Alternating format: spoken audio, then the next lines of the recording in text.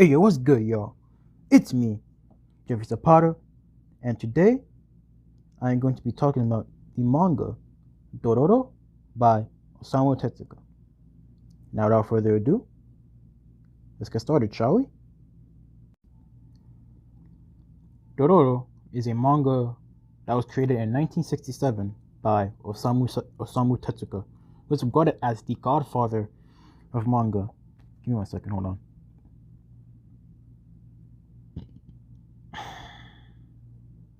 Alright, where was I? Alright. Who is regarded as the godfather of manga for creating some of the most influential stories in manga.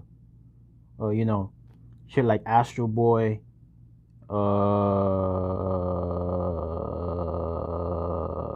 and Dororo.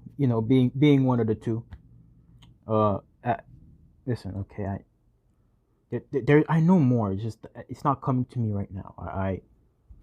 Anyways, starts off with a feudal lord whose land is going to shit and doesn't know what to do.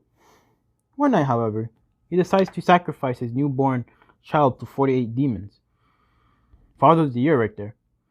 The demons take 48 of his body parts, and Hyakimaru, the name of the infant, is sent off down the stream in a bucket. The doctor finds him in the river. He gives him wooden body parts and raises him as his own son. When Hyakimaru realizes he's cursed, he sets off on a journey to vanquish all 48 demons and receive his body back. Now, the plot in this story is actually pretty good. Like, yeah, on the surface, it might seem like it's just Hyakimaru fighting demons each chapter, but there's actually more to it than just some cursed guy fighting demons. The world in Dororo is actually pretty dark.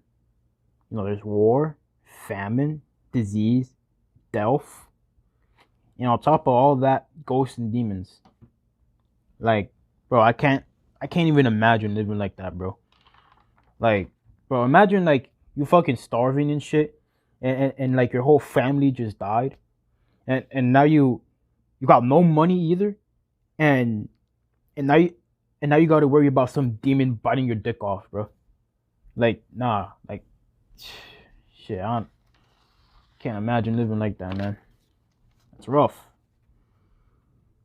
And the chapter where we see Dororo, the titular character, who Hyakimaru later meets and, joins forces with. Like,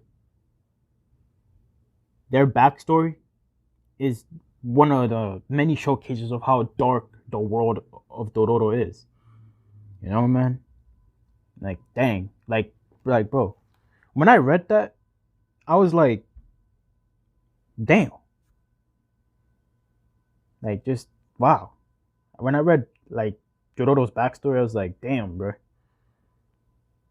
He ain't deserve that, bro. He ain't deserve that.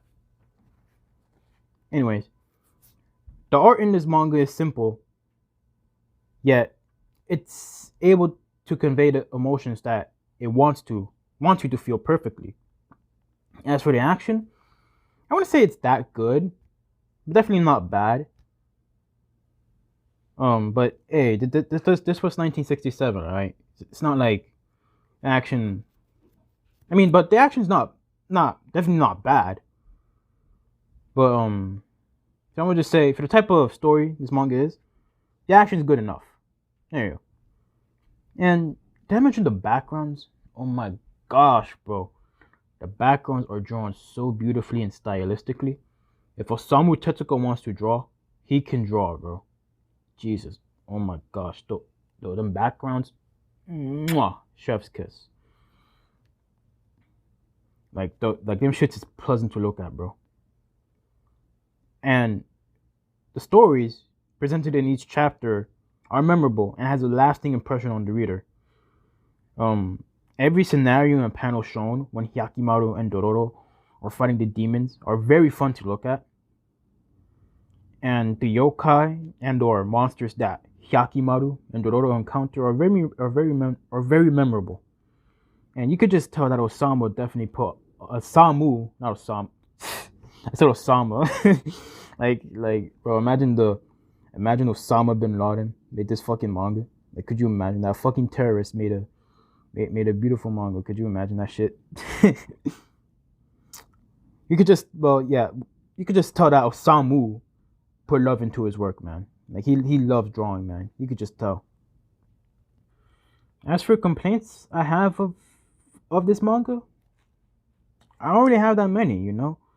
I mean, there are some moments where they break the fourth wall.